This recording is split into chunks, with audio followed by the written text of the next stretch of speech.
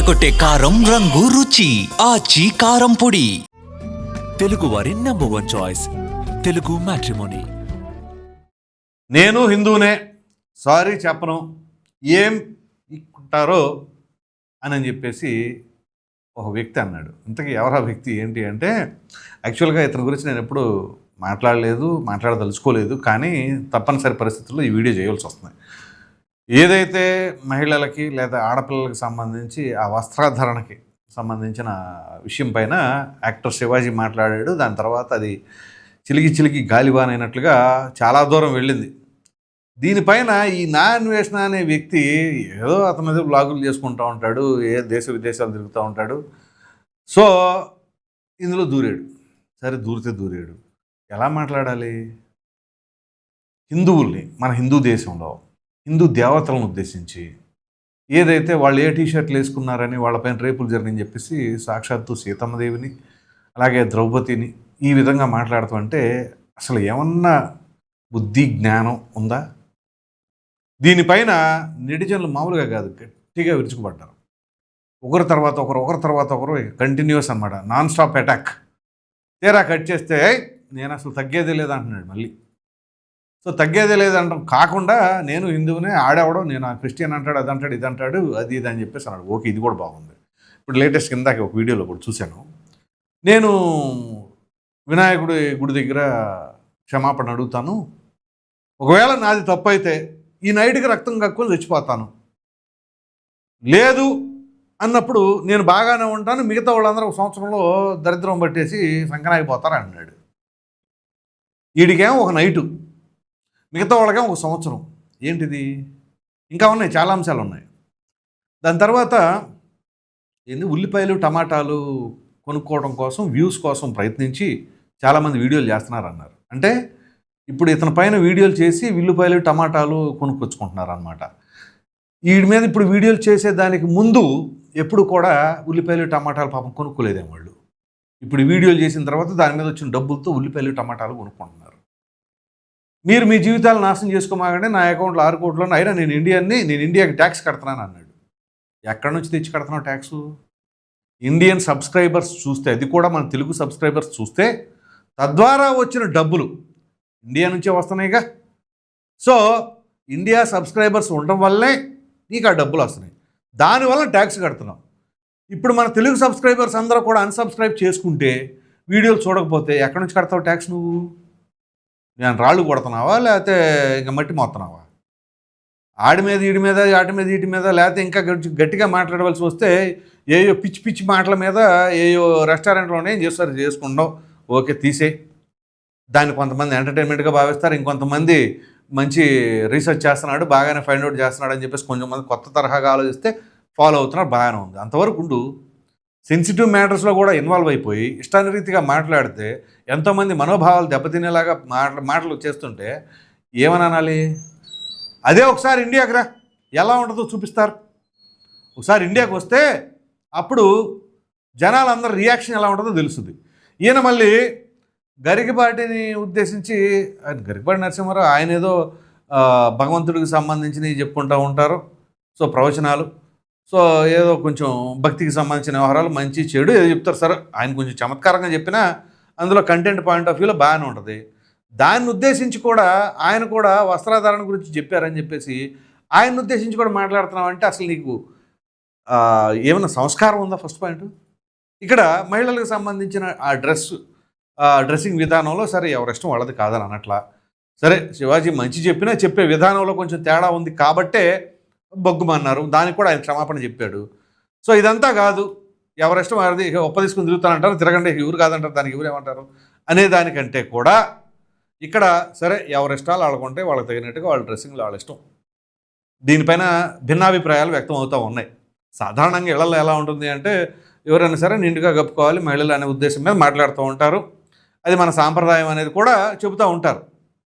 దాన్ని కూడా కాదని మా ఇష్టం వచ్చినట్టు మేము ఉంటామంటే దానికి ఎవరేమంటారు? సో ఎవరి స్వతంత్రం వాళ్ళకుంది. కానీ ఇక్కడ భక్తులకు సంబంధించింది కానీ దేవతలకు సంబంధించిన అంశంలో మాట్లాడుతూ అంటే శివాజీ మాట్లాడిన మాటలకి ఇటు ప్రక్కకు వచ్చేసరికి, నాన్ వెస్ట్కి వచ్చేసరికి నువ్వు ఈ హిందూయిజం పైన ఏ రకంగా మాట్లాడతావు అంటే హిందువులంటే అంత చులకనా భావం. నిజంగా మన దేశంలో ఎక్కడా లేని దరిద్రం ఎట్లాంటి వాటి వల్లే వస్తుంది. సో అదే వేరే మతానికి సంబంధించి ఏదైనా సరే ఒకసారి నోరు జార మనం ఉన్న చాటే నిట్ట నిలువున చీలేస్తారనమాట. కానీ మన హిందువుల్లో ఉన్న దౌర్భాగ్యం ఏంటి అంటే మన సాంప్రదాయాల్ని మన దేవతల్ని కించపరిచేలాగా మాట్లాడినా చక్కగా కాళ్ళు ఎగరేసుకొని తిరుగుతూ ఉంటారు. సో ఇప్పుడు ఈ నైటు వాడికి రక్తపోంతులు రాకపోతే వాడు తప్పు చేయనట్టే. ఇక మరి ఒకవేళ ఇప్పుడు ఇతను ఉద్దేశించి మాట్లాడిన వాళ్ళు కూడా తప్పు చేసినట్లయితే వాళ్ళకు కూడా రక్తపోంతులు వచ్చి ఈ పూట చచ్చిపోతారన్నమాట అనొచ్చకపోని. అలా అనరు. వాళ్ళకేమో సంవత్సరం తర్వాత దరిద్రం పట్టిద్దంట. ఇప్పుడు పట్టిద్ది దరిద్రం ఎవరికి పట్టిద్దో చూడండి.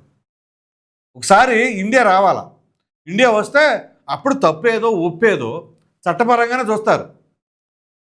సో ఇప్పుడు ఎవరికైనా కానీ ఒక ఐడెంటిటీ కోసమో ఒక పాపులారిటీ కోసమో చేయొచ్చు. కానీ ఇలా మతాల మీద దేవతల మీద మాట్లాడితే ఏ ఒక్కరు ఉపేక్షించేది కాదు. పైగా ఈ మాటలు కూడా కొన్ని ఉంటాయి, అసభ్యకరమైన పదాలు కూడా. గరికపాటి నరసింహారావుని ఉద్దేశించి ఆయన గురించి మాట్లాడతాం. ఏం చేయమంటారు ఇట్లాంటి వాళ్ళని? సో నిజంగా ఒకవేళ ఈ వీడియో చూస్తున్న వాళ్ళలో అతని సబ్స్క్రైబర్లు ఎవరైనా ఉంటే దయచేసి అన్సబ్స్క్రైబ్ చేసుకోండి అని నేను చెప్పను. అది మీ విజ్ఞతకి వదిలేస్తున్నా. ఎందుకంటే ఒక భారతీయుడిగా, ముందుగా ఒక భారతీయుడిగా మన సాంప్రదాయాలపైన మన దేవతలపైన ఇలా మాట్లాడిన వాడిని ఫాలో అవుతున్నారంటే దానిని బట్టి మీ యొక్క ఆలోచన విధానం ఏ రకంగా ఉందో అర్థం చేసుకోండి. సో వేటి గురించి అయినా మాట్లాడవచ్చు, కానీ కొన్ని సెన్సిటివ్ మ్యాటర్స్ ఉంటాయి, వాటిని మాత్రం టచ్ చేయకూడదు. సో ఇప్పుడు ఎవరెవరైతే ఈ లేడీస్ ఎలాగైనా ఎట్లయినా వేసుకోవచ్చు అని చెప్పేశారంటే వాళ్ళు ముందుగా సమర్థించే వాళ్ళు ముందుగా మీ ఇంట్లో వాళ్ళకు కూడా అట్లాగే బట్టలు వేసేసి తిప్పేస్తారా అని కూడా కొంతమంది ప్రశ్నలు సంధిస్తూ ఉన్నారు. సో వాళ్ళకి ఇష్టం, వాళ్ళ ఇష్టానురీతిగా వ్యవహరించవచ్చు కాదని అనట్లా, కానీ దానికి కొన్ని పద్ధతులు ఉంటాయి అనేదే ఇక్కడ మెయిన్ చెప్తుంది. సో ఉదాహరణకి ఓ పండుగ ఉందనుకోండి, చక్కగా మంచి చీరకట్టులో ఉండాలి అని చెప్పేసి మామూలుగా కోరుకుంటాం. కానీ ఇవాళ ఎంతమంది ఆ రకంగా చీరకట్టులో ఉంటున్నారు అని కూడా ఎంతోమంది అభిప్రాయపడుతూ ఉన్నారు. ఇక్కడ మహిళలే దీన్ని ఖండిస్తూ మాట్లాడుతూ ఉన్నారు. అఫ్కోర్స్ దీనికి సంబంధించిన దాంట్లో ఒక యాంకర్ కూడా ఘాటుగానే స్పందించడం, తన పైన కూడా డైరెక్ట్గానే అటాకులు స్టార్ట్ అవుతూ ఉన్నాయి. సో ఇంకొంతమంది అయితే అనసూయ అనుకుంటా యాంకర్, తన గురించి అనుకుంటా, ఇంకొకళ్ళు ఎవరో మాట్లాడారు, ఏంటి శివాజీ చెప్పింది ఆడపిల్లల గురించి అని చెప్పేసి అన్నారు. ఆడపిల్లల గురించి హీరోయిన్స్ గురించి చెప్పారు. నువ్వు ఇటు ఆడపిల్లవి కాదు ఆంటీవి, మరో ప్రక్కన చూస్తే హీరోయిన్వి కాదు మామూలు క్యారెక్టర్ ఆర్టిస్ట్వి, అసలు నీకేం సంబంధం అని చెప్పేసి మరికొంతమంది అభిప్రాయపడతారు. సరే అట్లా కాకపోయినా ఫీమేల్ జెండర్ కాబట్టి ఫీమేల్ పరంగా తను అభిప్రాయం తను చెప్పింది, తన ఇష్టం తనకి, తనని మనం కాదనటానికి లేదా ఇంకొకరు ఖండించడానికి అది కరెక్ట్ కాదు. కానీ మనం ఎవరికి వాళ్ళకి ఆ విజ్ఞత ఉండాలి. మనం ఏం చేస్తున్నాం, మనం ఒక పాపులర్ పొజిషన్లో ఉన్నప్పుడు మనం ఏమైనా సందేశిస్తున్నాం అనేది, అది శివాజీ కావచ్చు, శివాజీ స్టేజ్ పైన మాట్లాడిన దాంట్లో మెసేజ్ కరెక్టే, కానీ డెలివర్ చేసే విధానంలో కొన్ని తప్పులు ఉన్నాయి.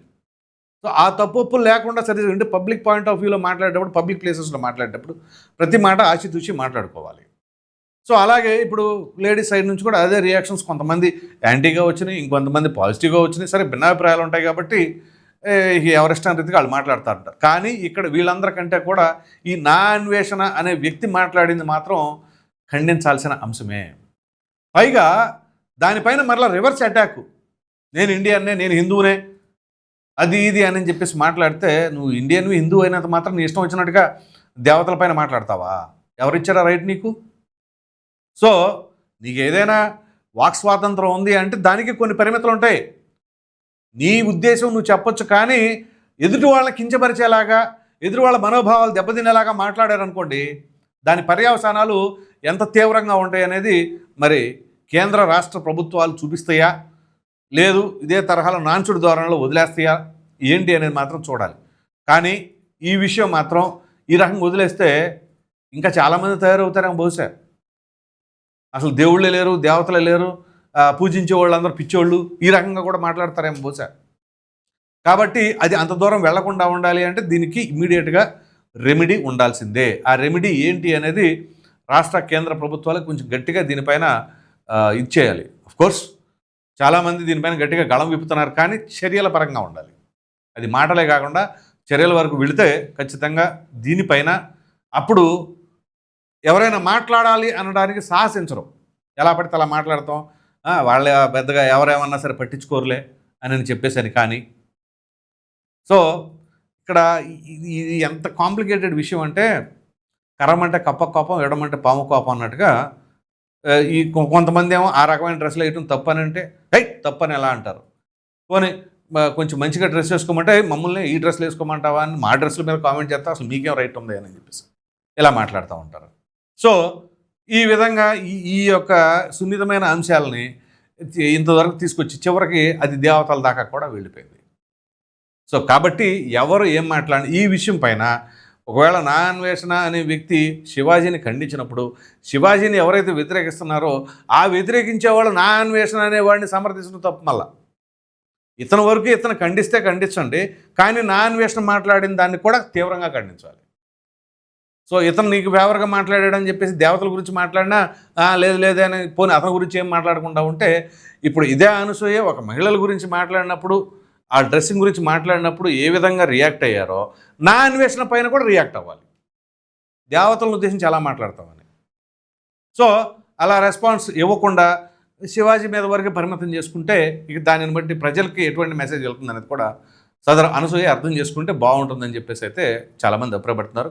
మరి చూద్దాం, ఈ నా అన్వేషణ నేను సారీ చెప్పనని, ఆ తర్వాత వినాయకుడి ముందు నేను సారీ చెప్తానని చెప్పేసి అంటాం, ఆ తర్వాత రక్తం కక్కుని చచ్చిపోతానంటాం. రక్తం నీ ఇష్టమే, పనిష్మెంట్లన్నీ నీ ఇష్టమే, నువ్వే దేవుడివేక, నువ్వే నీకు తగినట్టుగా రక్తం కట్టుకొని చచ్చిపోతావు, లేకపోతే ఇళ్ళ సంవత్సరం పాటు దరిద్రంతో అనుభవిస్తారట. ఇది లేదంటే ఉల్లిపాయలు టమాటాల కోసం. ఈ ఉల్లిపాయలు టమాటాలు అప్పుడు దాకా ఎవరు చూడలేదు, ఎవరు కొనలా వీడియోలు చేసిన వాళ్ళు. మరి ఈయన మీద వీడియో చేస్తే కానీ వాళ్ళకి ఉల్లిపాయలు టమాటాలు దొరకలా. ఇది వ్యాపారం. సో మరి ఇప్పుడు ఉల్లిపాయలు టమాటాల కోసం వీడియో చేస్తారంటే మరి వాళ్ళు ఏం చేస్తున్నారు? ఈ నా అన్వేషణ అనే వ్యక్తి దేనికోసం చేస్తున్నాడు? ఈ ఉల్లిపాయలు టమాటాలతో పాటు కోడిగుడ్ల కోసం చేస్తున్నాడా? ఇలా ఉంటుందన్నమాట. సో మొత్తం మీద చెప్పుకోవాల్సి వస్తే ఈ నా అన్వేషణ వ్యవహార శైలి వల్ల అది తీవ్రమైన కంపుకు దారితీసింది. మరి దీనికి ఫుల్ స్టాప్గా మరి ప్రభుత్వాలు కానీ మరి వ్యవస్థలు కానీ ఏ రకంగా పెడతాయి అనేది చూద్దాం. ప్రధానంగా ఈ నా అన్వేషణ పైన మీ అభిప్రాయం ఏంటి అని చెప్పేసి కామెంట్ సెక్షన్లో తప్పకుండా తెలియజేయండి. Thank you.